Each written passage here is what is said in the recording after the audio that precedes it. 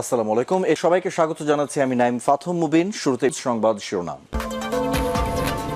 বাংলাদেশের সর্বশেষ গুরুত্বপূর্ণ আপডেট সংবাদে আপনাকে স্বাগত। শুরুতেই সংবাদ শিরোনাম, পরে বিস্তারিত। প্রথমেই জানাবো, লোডশেডিং কবে কমবে জানালেন বিদ্যুৎ মন্ত্রী। কারিগরি ত্রুটির কারণে দেশের 2টি বিদ্যুৎ কেন্দ্র বন্ধ হয়ে গেছে বলে জানিয়েছে বিদ্যুৎ ও জ্বালানি খনিজ সম্পদ মন্ত্রী ইকবাল হাসান মাহমুদ টুকু। তিনি বলেছেন, এতে করে 3000 মেগাওয়াট বিদ্যুৎ সঞ্চালন লাইন থেকে বেরিয়ে গেছে। তিনি বলেন, এর ফলে আমাদেরকে বিভিন্ন জায়গায় লোডশেডিং দিতে হচ্ছে। ঢাকাতেও লোডশেডিং হবে, তবে তিনি বিদ্যুৎ কেন্দ্র কবে ঠিক করবেন বিষয়টি এখন পর্যন্ত উল্লেখ করতে পারেননি। এই ব্যর্থ সরকারের সময়ে দেশে বিদ্যুৎ থাকবে না, এটা স্বাভাবিক ব্যাপার বলে জানিয়েছে জামাত। এবারে জানাবো, 8 দিন হাসপাতাল নিয়ে সংসদে মুখ খুলেন স্বাস্থ্যমন্ত্রী।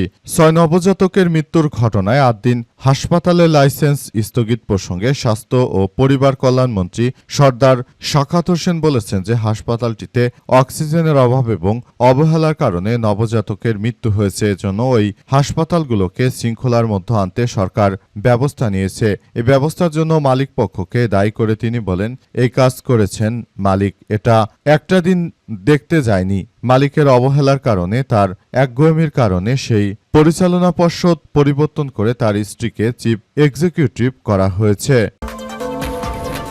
এদিকে সংস্কার বাস্তবায়ন না করলে বিএনপি সরকারের পতন অনিবার্য বললেন নাসির উদ্দিন পাটোয়ারী। বিএনপি ক্ষমতা এসে জনগণের সঙ্গে উল্টো পথে হাঁটছে বলে মন্তব্য করেছেন জাতীয় নাগরিক পার্টি এনসিপির মুখ্য সমন্বয়ক নাসির উদ্দিন পাটোয়ারী। তিনি বলেছেন যে এই বিএনপিকে আমরা যে বিশ্বাস নিয়ে কার্যক্রম চালিয়ে যাওয়ার চেষ্টা করেছিলাম, সেই বিশ্বাসের জায়গা থেকে বলতে হচ্ছে যে এরা একটা ভণ্ড এবং প্রতারক দল। এই দলটিকে কখনোই দেশের জনগণ মেনে নেবে না। এরপর জানাবো, সংসদ থেকে বিরোধী দলের ওয়াকআউট। বাজেট আলোচনার সময় কম দেয়া এবং বিলের কপি আগে না দেওয়ার অভিযোগে সংসদ থেকে ওয়াকআউট করেছেন বিরোধী দলীয় দল। আজ সংসদ অধিবেশন শেষ সময়ে এসে তারা ওয়াকআউট করেন। এবং সর্বশেষ জানাবো, সীমান্তে পাকিস্তানি বাহিনীর অভিযানে 29 জন নিহত। পাকিস্তান আফগানিস্তান সীমান্তবর্তী এলাকায় স্থল অভিযান পরিচালনার সময় পাকিস্তানের নিরাপত্তা বাহিনী এরপর জঙ্গিদের আস্তানায় পরিকল্পিত ও লক্ষ্যভিত্তিক হামলা চালানো হয়। এতে 29 জন নিহত হয়েছে বলে জানানো হয়েছে। আর সামাজিক যোগাযোগ মাধ্যমে দেয়া পোস্টে পাকিস্তানের তথ্যমন্ত্রী আতাউল্লাহ তারার এই তথ্য নিশ্চিত করেছেন। খবর এপির। প্রিয় দর্শক, এতক্ষণ শুনছিলেন সংবাদ শিরোনাম, এবারে বিস্তারিত। তবে তার আগে বন্ধুরা, অনুরোধ থাকবে এই সংবাদটিতে একটি লাইক দিন। এই চ্যানেলে আপনি নতুন হয়ে থাকলে আমাদের সংবাদটি দেখতে দেখতে চ্যানেলটি সাবস্ক্রাইব করে রাখুন। কমেন্ট করে বন্ধুরা আপনার মূল্যবান মতামত জানিয়ে দিন আপনি বিশ্বের কোন দেশ থেকে বা বাংলাদেশের কোন স্থান থেকে আমাদের সংবাদটি দেখছেন এবং শুনছেন। আর বন্ধুরা, সংবাদটি আপনার সোশ্যাল মিডিয়া ফেসবুকে শেয়ার করে বন্ধুদেরও দেখার সুযোগ করে দিন। গাজা যুদ্ধে আপনি যদি নিরীহ ফিলিস্তিনিদের ভালোবেসে থাকেন বন্ধুরা, কমেন্টে ইয়েস লিখে পুরো বিশ্ববাসীকে জানিয়ে দিন। এবারে বিস্তারিত। সংসদ থেকে বিরোধী দলের ওয়াকআউট। বাজেট আলোচনার সময় কম দেওয়া এবং বিলের কপি আগে না দেওয়ার অভিযোগে সংসদ থেকে ওয়াকআউট করেছে বিরোধী দলীয় দল। আজ এই সংসদ অধিবেশনের শেষ সময় এসে তারা ওয়াকআউট করে। বাজেট আলোচনায় শেষ বক্তা ছিলেন স্থানীয় সরকার মন্ত্রী মির্জা ফখরুল ইসলাম আলমগীর। তার বক্তব্যের পর সম্পূরক কার্যসূচি হিসেবে 2টি বিল উত্থাপন করা হয়। বিল দুটি হল বাংলাদেশ মেডিকেল বিশ্ববিদ্যালয় সংশোধন আইন ও পাবলিক এক্সামিনেশন বা অফেন্স সংশোধন বিল। আগের নোটিশ না দিয়ে বিল দুটি আনায় বিল উত্থাপনে আপত্তি জানায় বিরোধী দল। তবে ডেপুটি স্পিকার কায়সার কামাল সময় মার্জনা করেছেন বলে জানান। পরে বিল দুটি পরীক্ষার করে প্রতিবেদন দেওয়ার জন্য সংসদীয় কমিটিতে পাঠানো হয়েছে। বিল উত্থাপনের পর জামাত ইসলামের Shahjahan Chowdhury point of order বলার চান। ডেপুটি স্পিকার কায়সার কামাল জানান যে তাকে মুহূর্তে পয়েন্ট অব অর্ডার নেওয়া সম্ভব নয়। এখন 300 বিধিতে একটা বিবৃতি আছে। তিনি মির্জা ফখরুলকে বিবৃতি দেওয়ার আহ্বান জানান। তবে মির্জা ফখরুল বলেছেন, আপনার জন্য সুখবর আছে। ডেপুটি স্পিকার বলেন, বিবৃতিটা হোক, তারপর আপনারা এত অধৈর্য হয়ে যান, এ সময় বিরোধী দলের সদস্যদের বলতে শোনা যায়, ওয়াকআউট করলাম, এটা বলে তারা সংসদের কক্ষ থেকে বের হয়ে যান। পরে মির্জা ফখরুল জানান যে আগামীকাল বিবৃতি দেবেন। এরপর ডেপুটি স্পিকার বৈঠক মুলতবি করেছেন।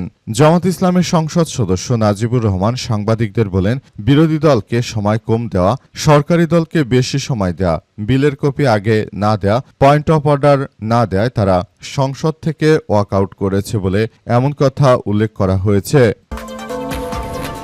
এবার আদ্দিন হাসপাতাল নিয়ে মুখ খুললেন স্বাস্থ্যমন্ত্রী।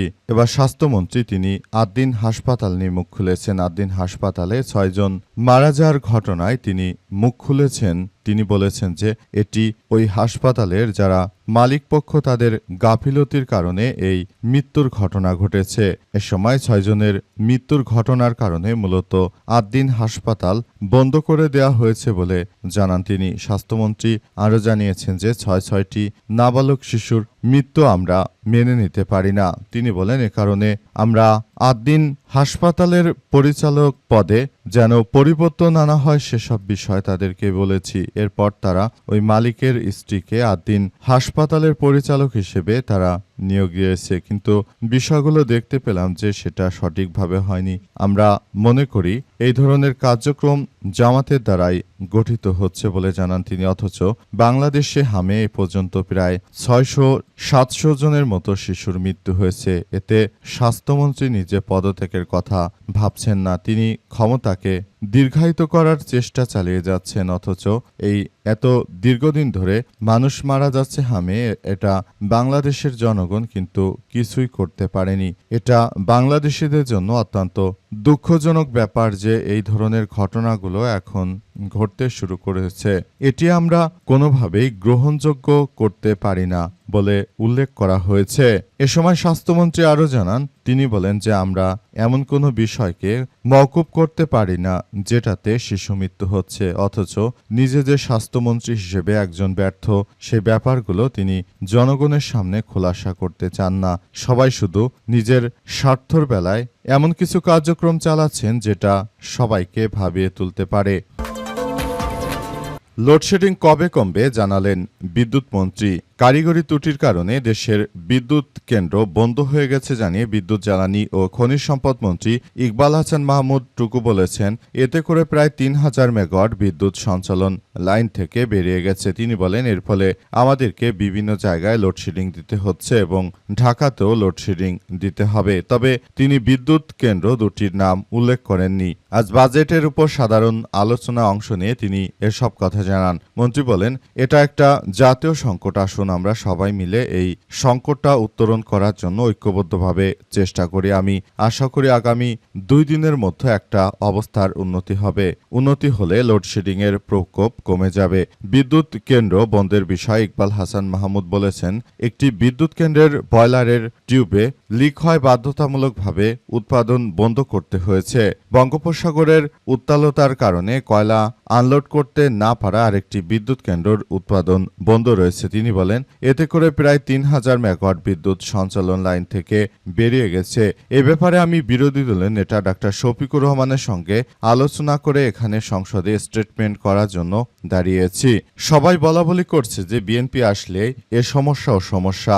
বঙ্গোপসাগরে ঢেউয়ের কারণে আসলে কয়লা আনলোডিং এর কি আছে, কারণ বাংলাদেশের যে কয়টি বড় বড় আনলোডিং পয়েন্ট আছে সেগুলো কিন্তু নদীর অভ্যন্তরে উপস্থিত। সুতরাং এই কয়লার অজুহাতে দেশ জুড়ে যে লোডশেডিং দিচ্ছে বিএনপি, এটা এই সরকারের একটা ব্যর্থতার প্রমাণ হিসেবে দেখা হচ্ছে। কারণ অতীতেও তো এমন সংকট ছিল, কখন তো এভাবে বিদ্যুৎ যায়নি। বিএনপি ক্ষমতা আসার পর যারা আওয়ামী লীগের নেতাকর্মীদের যে বিদ্যুৎ প্ল্যান্টগুলো ছিল সেগুলো অনেকটাই তারা পরীক্ষামূলকভাবে বন্ধ করে দেখতে চাইছে, যেগুলো বন্ধ করলে জনগণ আদতে কোনো প্রতিক্রিয়া জানায় কিনা।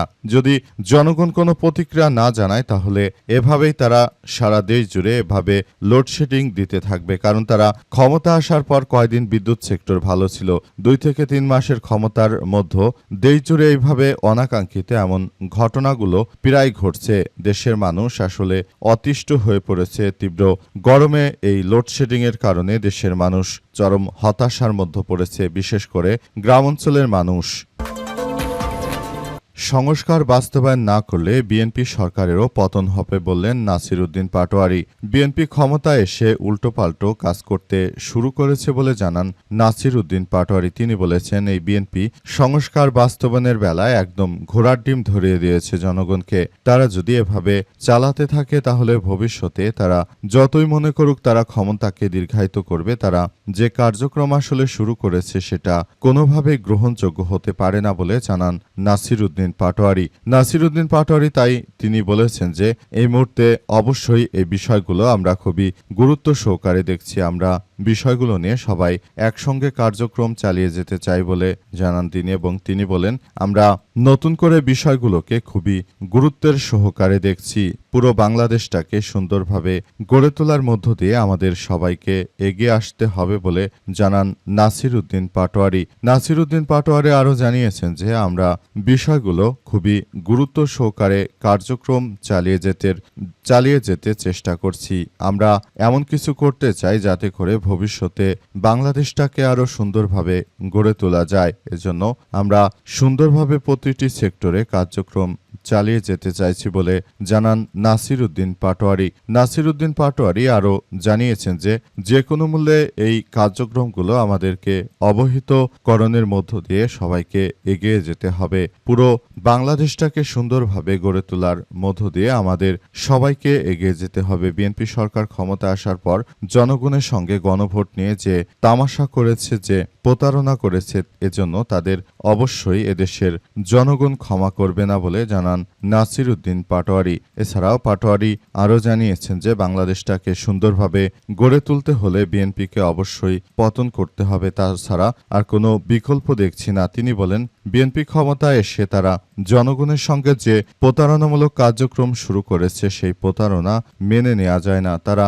প্রতিটি সেক্টরে এই প্রতারণার জাল বিস্তৃত করেছে বলে জানান তিনি। এ সময় নাসির উদ্দিন পাটোয়ারী আরও জানান, তাই নতুন বাংলাদেশ গড়ে তোলার কোনো বিকল্প নেই এবং স্বৈরাচারের দোসরমুক্ত করা এই মুহূর্তে আমাদের সবার জন্য খুবই গুরুত্বপূর্ণ একটি অধ্যায়।